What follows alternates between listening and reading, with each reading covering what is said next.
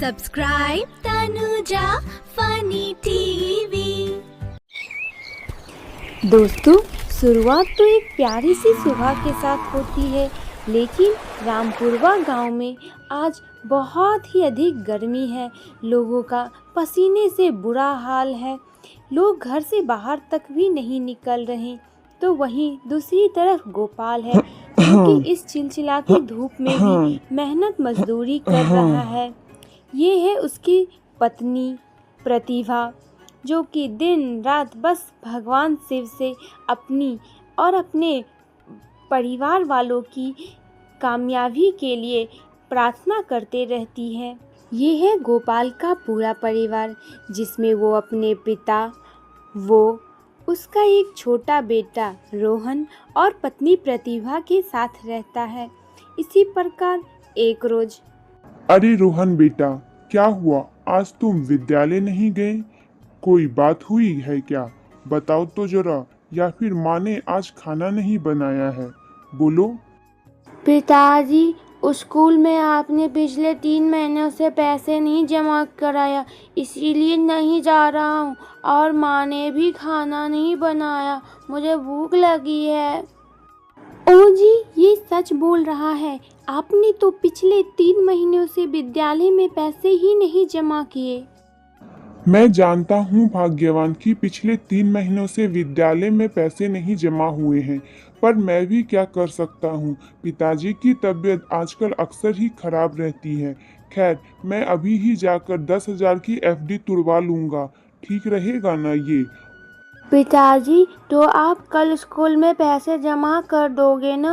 आज जाके स्कूल में बता देना। ठीक है, मैं आज स्कूल जाता हूँ और माँ कल से खाना भी बनाएगी ना?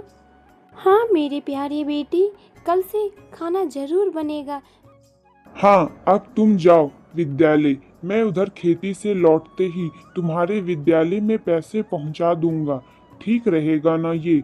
और तो और कल से खाना भी बनेगा। वैसे भी अब तो अगले साल ही मेरे खेतों में फसल कटेगी और ज़्यादा पैसे आएंगे। तब तक के लिए यही ठीक रहेगा। ओ जी, आप ठीक ही कह रहे हैं।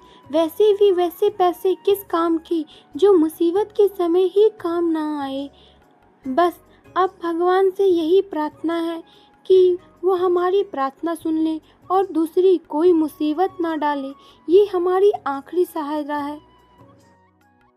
अरे बहू, कर्म की चिंता मत करो, भगवान सब अच्छा ही करेंगे। अब इसका मतलब तो ये हुआ ना कि मैं स्कूल जा सकता हूँ। तो अब मैं स्कूल के लिए निकलता हूँ, वरना मुझे लेट हो जाएगा तो मेरे टीचर्स मुझ पे गुस्सा करेंगे। ठीक है? और हाँ बेटा, स्कूल के सामने में जो रामू काका हैं, उनसे कचौड़ियाँ ले लेना। मैं उनकी उधारी आज ही आके सब चुकता कर दूंगा। ठीक है ना? जी, पर वो रामू अब देगा उधार? पहले से ही उसने काफी उधार दे रखा है हमें। क्या लगता है आपको? मुझे तो नहीं लगता। अरे भाग्यवान, तुम चिंता मत करो।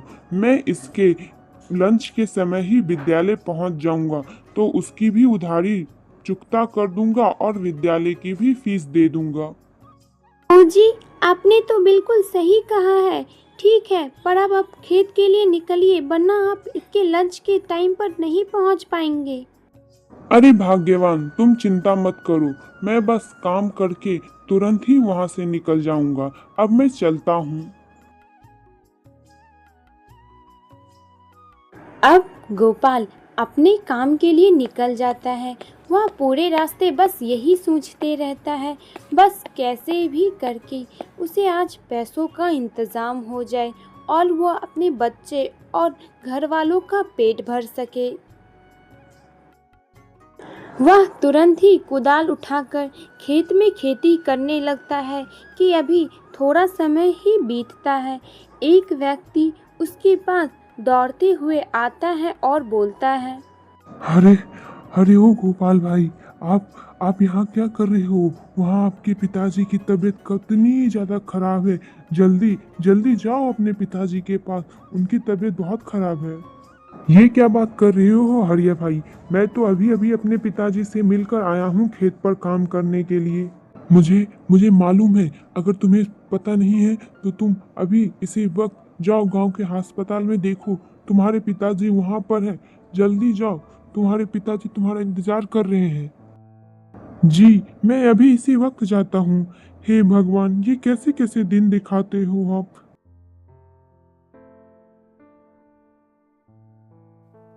उसकी ऐसी बातें सुनने के बाद गोपाल तुरंत ही वहां से दौड़ते हुए अपने पिता के पास अस्पताल पहुंचता है।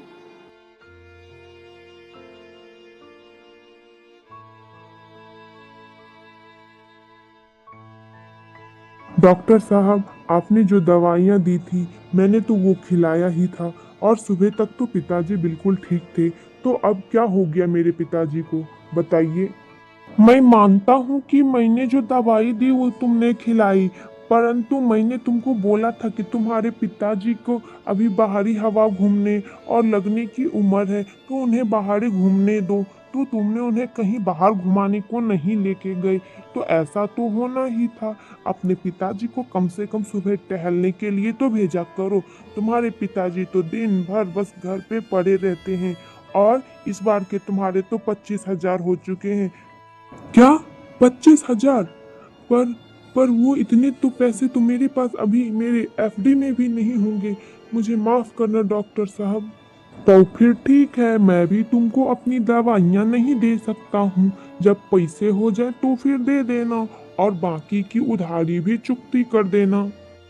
पर पर डॉक्टर साहब, आप दवाइयाँ तो दे दें, मैं जल्दी से जल्दी आपको सब। देखो देखो, तुम्हारे पहले के भी पैसे बाकी है, तो अब तो मैं तुमको उधारी पे नहीं दे सकता हूँ। आप अपने पिता को ले जाओ।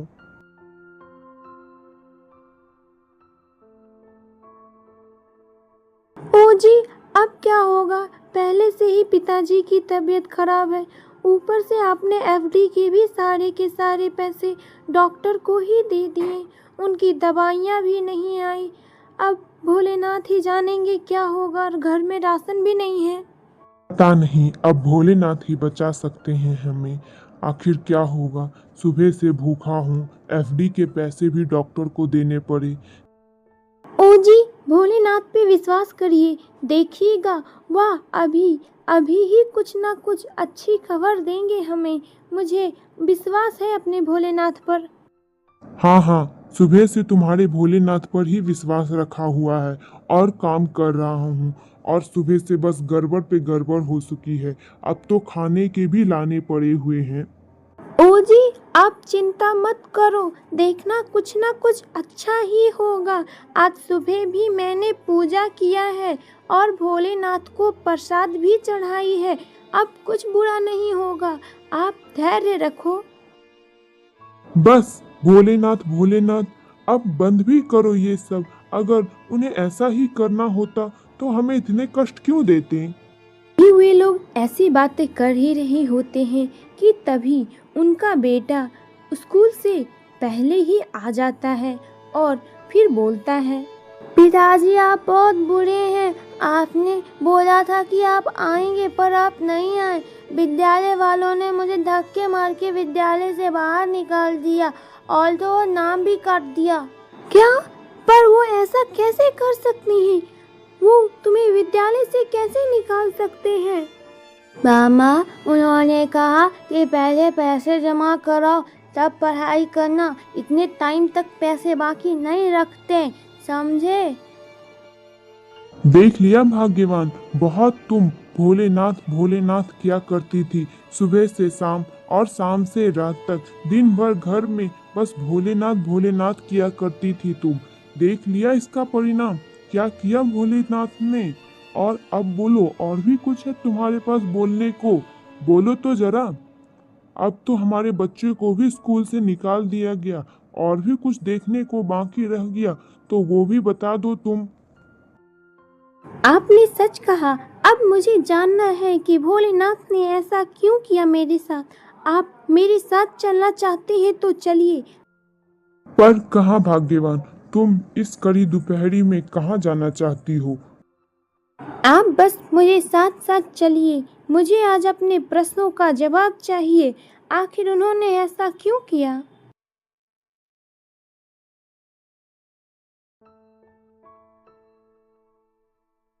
फिर वे दोनों पति पत्नी घर से बाहर निकलते हैं और कहीं तो जाते हैं, पर कहाँ।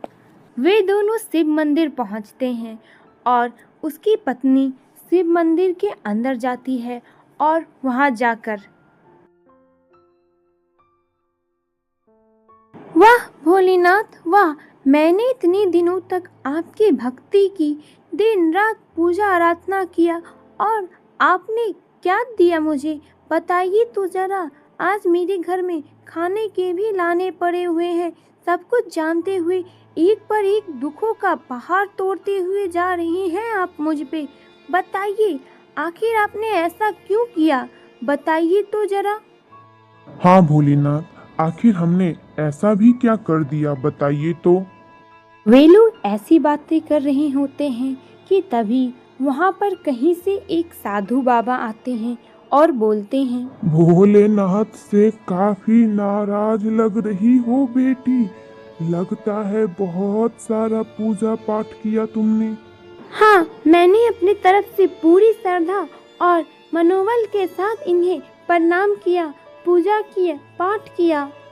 तुम्हें पता है बेटा, इंसान के किस्मत का केवल पहला पन्ना ही ईश्वर लिखते हैं, बाकी पूरी किताब तो उन्हें ही लिखनी होती है। खैर, तुम पूजा पाठ करती रह गई, पर अपने कर्मों पर कभी ध्यान नहीं दिया। तुम्हें तो मेहनत करनी चाहिए और दिन रात। तुम्हारे लिए एक काम है, गांव के साहूकार के यहाँ तुम्हें काम मिल जाएगा, और इसके पिताजी के लिए डाक घर में डाकिए का काम है। तुम जाओ और करके देखो। मैं समझ गई बाबा कि इंसान की पूरी जिंदगी उसी के हाथ में होते हैं। भगवान तो केवल उनके रचयिता होते हैं, उनके गुरु होते हैं, उनके स्वामी होते हैं। मैं आज समझ गया बाबा कि भगवान भी उन्हीं का साथ देते हैं जो केवल और केवल अपने कर्मों पर ध्यान देते हैं। इंसान का काम ही तपस्या, पूजा और आराधना है। के बाद उसकी पत्नी को गांव के साहूकार के घर में काम मिल जाता है खाना बनाने का, और दूसरी ओर उसके पिता को भी काम मिल जाता है डाकिया का, जिससे कि उनका हाथ पैर भी फ्री रहे और सभी जगह वह घूमते फिरते रहे। अब धीरे धीरे समय बीतता है। इन लोगों के लिए तो जैसे समय एक नए सूर्य की तरह निकल आया हो। उनके जीवन में काफी परिवर्तन आती है। अरे मम्मा, आप एक रोटी कम डाला करो टिफिन में, आप बहुत ज़्यादा खाना डाल दिया करती थी, थोड़ा कम दिया करो, मेरे को भूख नहीं लगती।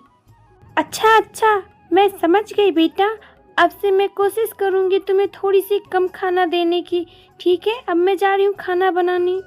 अब उसे खाना बनाने और खाना खाने के बारे में सोचना नहीं पड़ता था।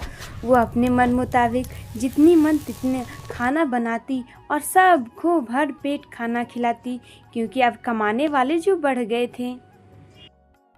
अगर हम सब इसी प्रकार मिलजुल के मेहनत करें तो हमारे घर में कभी भी खाने की कमी नहीं होगी। ये तो बस भोलेनाथ की दया है, हमें अभी भी उनसे दया मांगती रहनी चाहिए, समझे आप लोग या नहीं? और अब भोजन खाइए, ठीक है? अब धीरे धीरे समय परिवर्तित होता है। गोपाल भी अब हंसी खुशी और इत्मीनान से अपने खेतों में कमाई करने लगता है, तो वहीं उसके पिताजी भी घर घर चिट्ठियां पहुंचाने का काम करते हैं, जिससे कि उनका भी मन लगा रहता है। तबीयत भी धीरे धीरे काफ़ी सुधार हो चुकी है, और उनके बेटे को भी एक बड़े से स्कूल में पढ़ाई के लिए भेज दिया जाता है।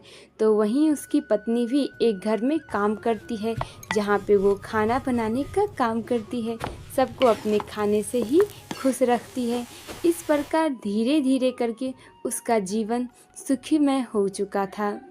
तो दोस्तों, देखा आपने, मैं मानती हूँ कि भगवान पर विश्वास करना चाहिए, परंतु सारे जीवन बिना मेहनत किए केवल उन पर विश्वास करना ये तो ठीक नहीं।